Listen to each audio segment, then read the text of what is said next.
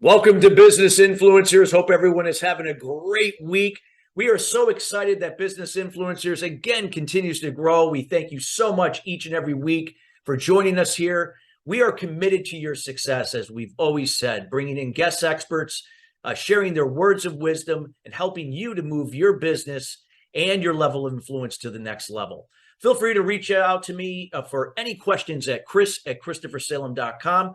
And you could also find out more information on our website at www.talradio.org.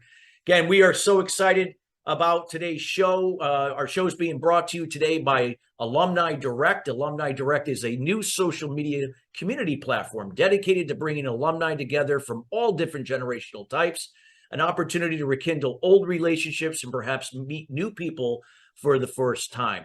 This social media community platform also offers a wide variety of affinity programs that are only available to members, which will allow you to tap into certain resources that you would otherwise not be able to tap into without being a member. So feel free to check them out at alumnidirect.com. That's alumnidirect.com. Well, I'm so excited today to be talking to this gentleman.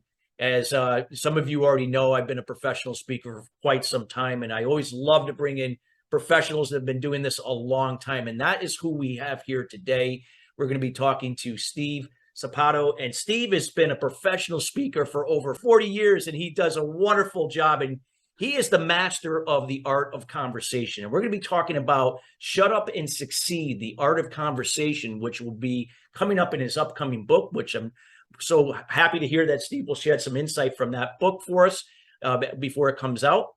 And so Steve is going to be sharing a lot of great insight about this. And so if you are a speaker, whether professional or using speaking to help elevate your level of influence and scale your business, this is the show that you have to tune into. We highly encourage everyone to listen to the show in its entirety, even after the fact, on demand. And without further ado, we welcome Steve Sapato to the show. Steve, how are you doing today?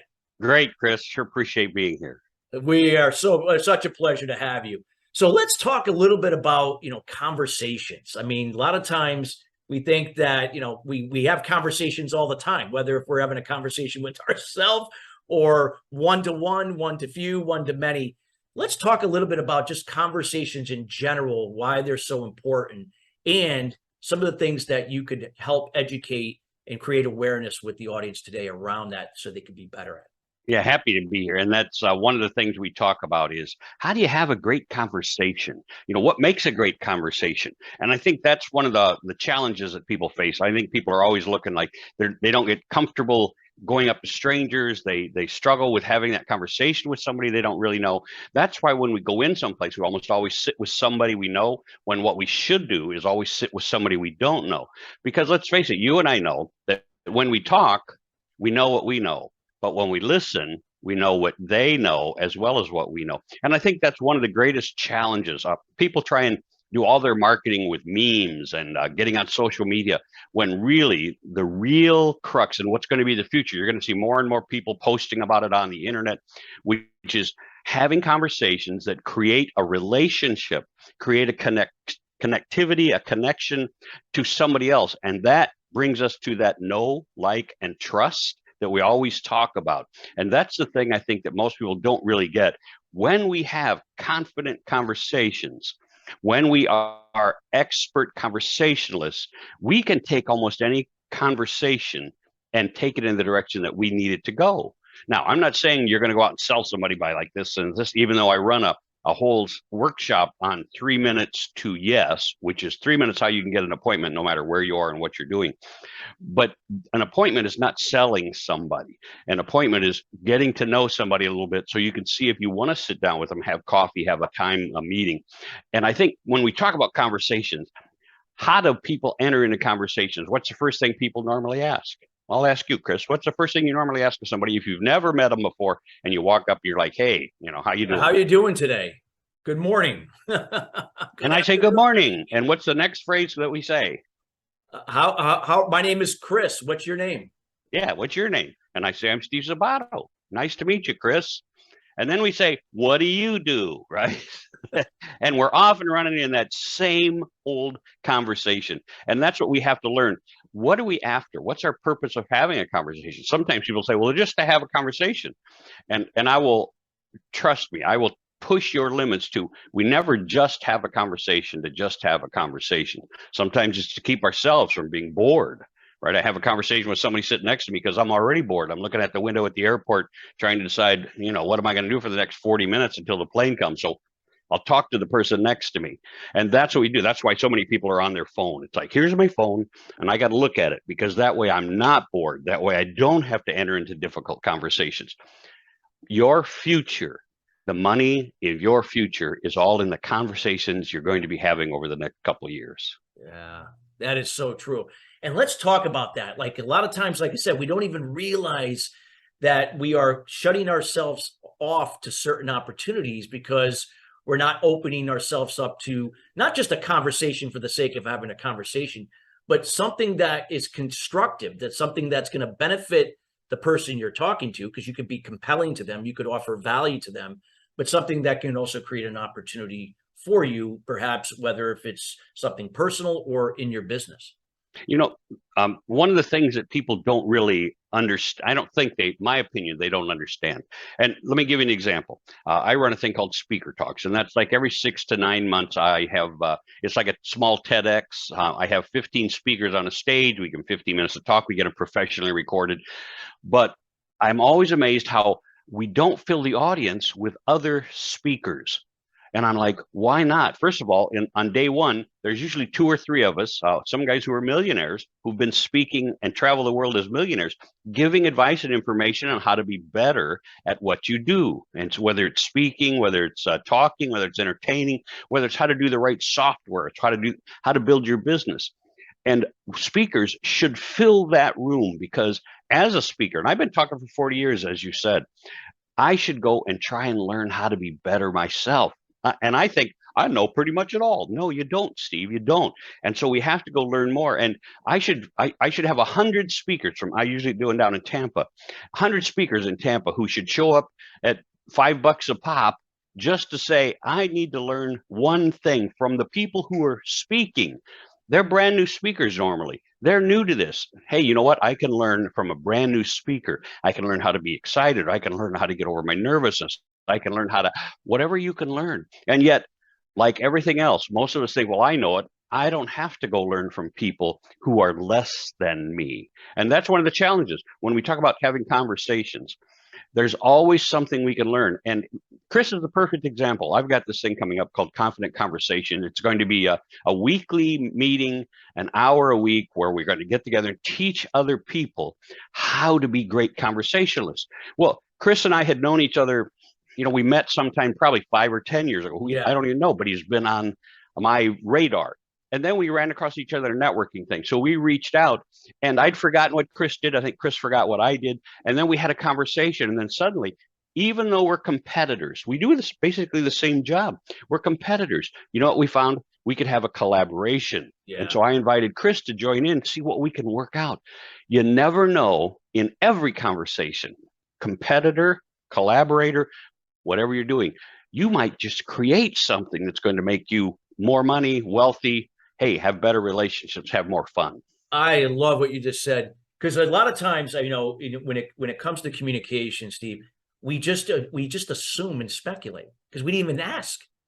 We didn't even ask. And now, the fact that you just, that perfect that example that you mentioned, by having that conversation, didn't take a lot, took probably a few minutes, and that we have established a foundation that there could be a collaboration opportunity there.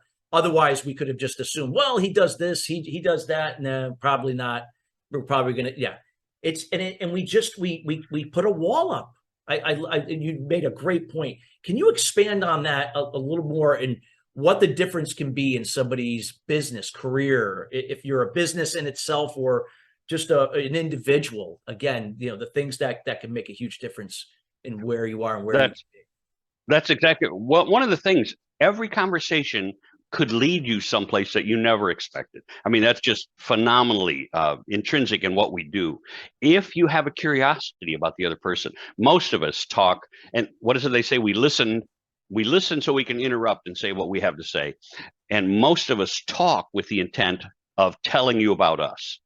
And I challenge you from this day forward. You can come join our group. We'll show you how. But I challenge you from this day forward to talk with the intent of learning from that other person. So I'll use networking as a perfect example. When most people go networking, and you've been taught this for 20, 30 years, and that you go to networking and you say, hey, I'm so-and-so, I do such and such, and my company's been around for XYZ. And you know what? Most of us are like, yeah, I know, boring. I don't care. Or we're busy working out our own next talk, or we're busy working on this, right? Or we're just plain bored with what you have to say, because I know people who can bore you in 1 minute or less. How about you, right? And so when you go to these networking things, instead of talking about you, how about you ask a question that gets them thinking about you? Right? I don't care what you do. Ask a question that you know are the commonalities, the problems, right? If I'm a speaker and I want to hire other speakers, right, or people to become speakers, I might say, anybody in here have some trepidation when you get up in front of a group to talk? And a couple of people might go, yeah, not everybody acknowledges that. Or you might simply ask the questions of, are you a great speaker and yet you really struggle with conversations after your event? And then some of the speakers are going to go, well, yeah. See, if I ask you a question, it might pique your brain. But if I said, how many of you guys all in here are speakers? You guys all know how to speak. You guys all know how to conversation. Well, I'm Steve Sapato. I've been around for 40 years, blah, blah, blah. Right? We accomplished nothing. Learn to ask questions. They called me QL man. I taught college for 7 years, speech communication. The students called me QL man. It was because it was question and listen. Question what they say, listen to what they say, question it again, listen to how they answer that, question that again. And guess what you're going to learn? All the stuff you need to know. That's the key to being a great conversationalist. I think that fits in so well with enrollment. Like if you're talking about business, like when you can get to what's really important to somebody or a business, maybe they don't even know consciously what's important, but by what you just said, asking questions, listening, asking again, and keep digging down deeper. Now they start, whoa, I think I do know what's really important to me. And if it wasn't for him or her digging down with those questions, I may have not even known myself, and that's gold to people, And, oh, absolutely. Yeah. That's what, even personal relationships. Sometimes if I'm a parent, I will tell my kids stuff rather than asking my kids stuff. My kids will tell me stuff rather than asking me. And sometimes we have this real huge miscommunication. Sometimes we have arguments because somebody says, don't keep telling me. Don't tell me stuff, right? And so you learn to ask. My son did that when he was like 20 years old. He called up to talk. And I said, well, here's the answer. Yeah, blah, blah, blah, blah. And he went, Dad. I went, what? He goes, shut up. Well, that made me mad. That hurt my feelings. You don't say shut up to somebody. And I went, what? And he goes, I didn't call you for advice. I called to unburden myself. Yeah. And suddenly I went, oh, I missed it. Right. Now, granted, this was 20 years ago, 25 years ago. But you see, it took a comment like that to say, Steve, you need to listen. Yeah. You don't need to answer until they say, hey, can you help me with this? If you keep asking your prospects, you talk about sales, if you can learn how to manipulate is the wrong word, but we'll say that if you can learn how to maneuver a conversation so that it gets to the questions and the answers that you're looking for, you're going to sell that. I did that with somebody just a couple, 3 months ago. And when we were done, he went, hey, wait a minute. I went, what? He went, you never asked me to buy your program. I went, no. And he went, I offered to buy it. I went, yeah. What a difference it makes when suddenly they realize that what they're after is what they just bought. And now they're going to learn how to do that so that they can help other people. And that's whether you're in sales, whether you're in just conversation, no matter what you're doing, you being great at presenting, at being a great conversationalist. So you're standing up, giving your pitch at an event. I don't care if it's 30 seconds. I don't care if it's 5 minutes. When you're giving your pitch, if you can learn how to ask the right questions that get people to ask about you, touchdown, you're miles ahead. Oh, I think that's great, Stephen. It's so true. And I think, the mastering the art of the conversation is so important. And the title of, for this show is spot on. What would be the first steps if they're hearing this for the first time? Maybe they thought they had this preconceived notion. They thought, well, I thought I was really good at conversations, but now that I'm hearing what Steve is sharing, that I really need some work here. What would be that first step that you would recommend people do to start really learning how to master the art of conversations? Well, call me and hire me. Yeah, there you go. Let's first just step, jump to the chase. I love it. No, go ahead. First steps would be I ask this of my speakers that I'm training on Aubrey, is record every time you have a conversation. If you're going to sit down with somebody who just casual conversation, just look at them and say, hey, mind if I record this? We can record this without thinking about it quite often. And so we always have it recorded for posterity. But if you're sitting down at a table over coffee with somebody, just pull out your phone and say, mind if I record this? Because sometimes, and here's the truth, sometimes I say some really smart things and they'll say, Steve, would you repeat that back? And I can't, because I was just having a conversation. I wasn't really focused on trying to teach them or help them learn. It was just a conversation. So it wasn't as important to me as it became to them when I said something, I'll say profound. And so if you get in that habit, so record your conversation and then listen back on your way home. And you'll be amazed, two things, at how much you talk. And you'll also be amazed at some of the things that you say, oh, I probably should have said that. Or they said something that was so good there, I need to write that down. Because I tell people all the time, Chris, I go, because people say, I don't remember who that quote was by. I go, if you don't remember who a quote was by, it's always by Steve Sapato. That's real simple. No, it's a great thing. I think recording is so great. Either audio, it doesn't even have to be on video. There are apps out there you could speak right into and do it right there, and you can listen back to it. And I think that's a great tip that you just shared. Yeah, you'll be amazed. You'll be amazed how much you will grow in your conversations as well as in your abilities to handle situations simply by recording something and listening it back. Like you say, I don't record audio video on my phone when I'm doing that. I've got an app too, and I click that microphone and I'm just like recording it.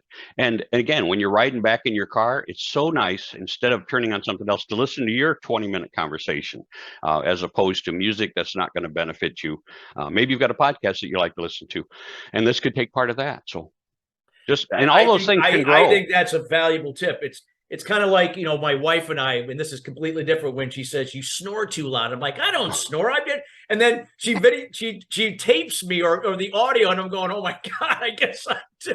Just a little, But when you hear it, then you start to say, okay, now I can now consciously now understand from somebody else's perception, what can I now change to create, at least from my part, to initiate a quality conversation with somebody. Well, and it's a lot of things that come in. We have a couple friends that we visit, and she talks really loud. I mean, boom. If you're in the car with them, you're like, boy, I hope she doesn't talk because it's so loud. But she has no clue. And I want to record the conversation and play it back so that maybe I'll say, hey, listen to this, or something. And so she can hear herself how loud she is. Because let's face it, some people talk really soft. Yeah. And they don't know they're talking soft. So we're always going, I'm sorry, what did you say? And they get frustrated. They go, what? I don't understand. Why? Are you deaf? What's going on? But if you talk too soft, people lose you, or you lose people. If you talk too loud, you alienate people, because we want to move away from how loud you are. So all these things, when you record yourself in a conversation, you'll learn so much. So that's where I'd say to start.